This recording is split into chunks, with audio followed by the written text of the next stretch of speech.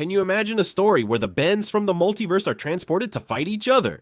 Well, let me tell you that with the multiverse open, a dimensional being is summoning several Omnitrix bearers, which seems to be part of an even bigger plan. Now, is this the same as when Paradox calls all the good Bens to fight against the bad Bens? Well, no. In this intriguing story, we'll see the Ben from the original series facing off against the Ben from the reboot, all the way to the Ben from Alien Force, along with Beto against the Ben from the Carnitrix. I'll stay quiet for a month, then share this epic story.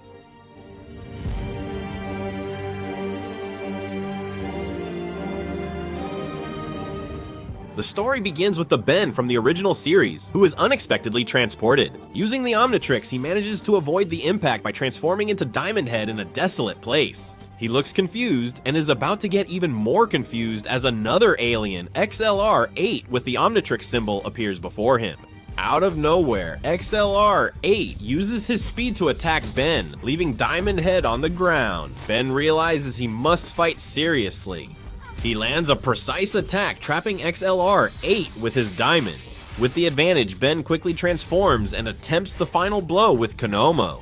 He never expected this one, who also accelerates to change form too. With 4 arms, he sent the alien flying in one blow. Ben sees his opponent's tenacity as a threat and notices his aliens have slightly more power, although nothing compares to the experience that Ben has gained. He uses his 4 arms to send the other flying, then realizes his opponent is Ben from the Rebus. Friend or foe? It's not time to give up, since both use their first on-screen transformations and get ready to return to Los Quinos.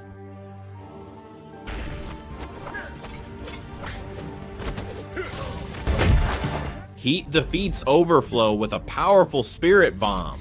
Ben from the Rebus aims to level up with Diamond and attacks Heat, but Ben is already fighting at full strength. Even Diamond can't match his aliens. Ben demonstrates his battle experience, humiliating the Rebus aliens. In a last-ditch effort, Overflow uses all his power, but Heat counters, leaving them both on the ground. What no one could have imagined is the Kevin from the Rebus and the mutation of Kevin 11. They were transported and agreed to ally against their enemies.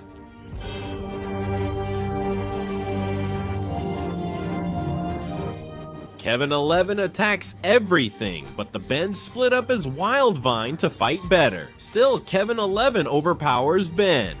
He fights him using Arctiguana, since Kevin 11 isn't familiar with that alien.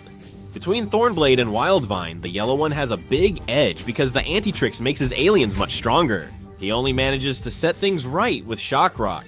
Kevin's tenacity makes him Crystal Fish, who does everything to avoid defeat, but it's ultimately useless. Both Bens need this battle not to have further consequences, so they switch opponents. Heat Blast from Rebus faces Kevin 11 and Upchuck battles Hotshot. Ultimately, only Ben from Rebus prevails.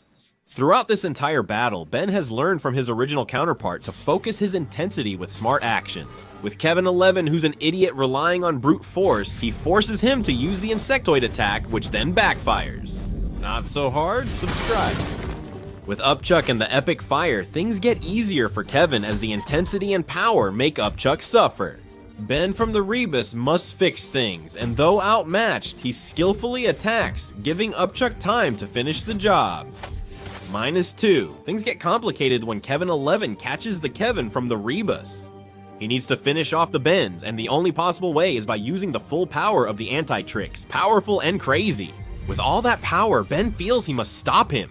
Ditto is another alien he doesn't know, but it doesn't help much since it's destroyed in seconds. Ben and Kevin from the Rebus must team up to stop him, but they're defeated when they arrive. Kevin 11's new abilities make him an enemy that's too dangerous even for himself. The corrupt power of the Antitrix has started to affect him, so Feedback and Rax step in to stop him. For now, in a one-on-one, Feedback can give it a try. Is he giving his best? Yes, faced with such a mutation, even Rad and Kevin's Heat Blast help as much as they can. But Kevin 11 focuses on the original Ben and tries to finish off his enemy once and for all. This turns out to be a big mistake. Ben uses all his skills to counter his powers, causing Kevin 11 to finally lose focus. Rad and Hotshot take advantage of the situation to help, and finally Waybig appears and ends the battle by sending him flying through a portal that suddenly appears. The Bens are proud of what they've achieved up to Kevin, but it's time to go home. Something that could be called quite convenient, since just as the two of them left, two other bearers of the unidentified flying object, Trix, just arrived. This is how the first part of this great chapter ends. Some curiosities and secrets caught my attention and should be analyzed. Is the original Ben better than the reboot? Of course, it always has been, and in these battles, it's clear that the Ben who started it all stands out far above the rest. His experience makes him a threat to rivals. Trained by the best plumber, this Ben is primed for success.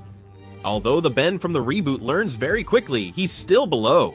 His tenacity could be considered a virtue, but at the same time, it's his biggest flaw. The Kevin from the reboot is the best example of this. He has the anti-Trix, the most powerful unidentified flying object, Trix of the three. Ben, with which not only does it give more power to the aliens, but the mutations they have make them better than their counterparts. Since the Kevin from the reboot can't control or use his alien forms well, he usually loses. Alien battles included standout fights like Overflow versus Heat Blast and the Tetraman Clash. An alien having the advantage doesn't mean it's superior. Overflow had all the tools to beat Heat Blast, but the more experienced user overshadowed this advantage. So the result in this case is a victory for Heat Blast, who really showed off his best attacks like Heat Blast's Spirit Bomb. Now, the clearest example is the battle between 4 arms from the reboot and the original Alien Force, where, as surprising as it may be, the reboot version is more powerful. If you're interested in this kind of analysis, in the second part, I'll bring you the complete compilation. Since several important attacks from the aliens, like this one, which is really big, were homages we've seen in the movie, we'll have a lot to talk about. If you want to get a full spoiler of these epic battles, you can go directly to the creator's channel. I'm really looking forward to releasing the second part since we have a lot of hidden references with several. Ben Tennyson. If you want to see it soon, give this video plenty of support. I'm Frio10mil, sending a big greeting to everyone supporting me and my channel as members of this wonderful community. Remember that I'm Frio10mil, and I'll see you next time. Goodbye.